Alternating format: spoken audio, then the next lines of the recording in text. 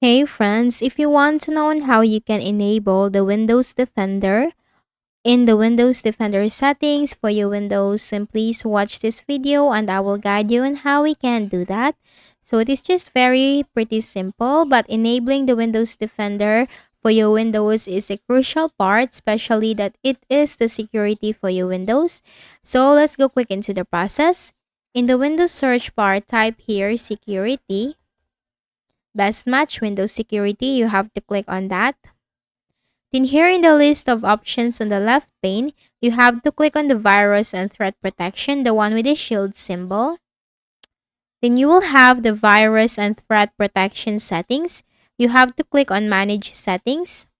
Now here, you just have to simply enable the real-time protection, locates and stops malware from installing or running on your device. You can turn off this setting for a short time before it turns back on automatically. For the drive protection, you have to switch this on. Cloud delivered protection, switch this on. Automatic sample submission, switch this on. Tamper protection, switch this on.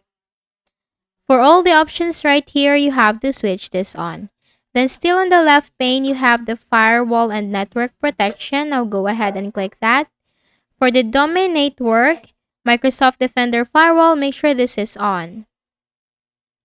Then for the private network, Microsoft Defender Firewall, make sure this is on.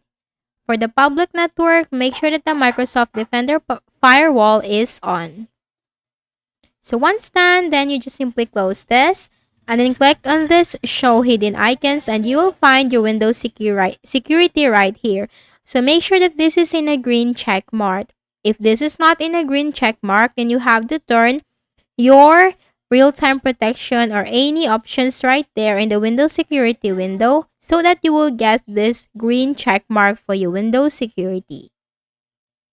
So I hope this video helped you. Please do not forget to hit the like button and please also subscribe to the channel.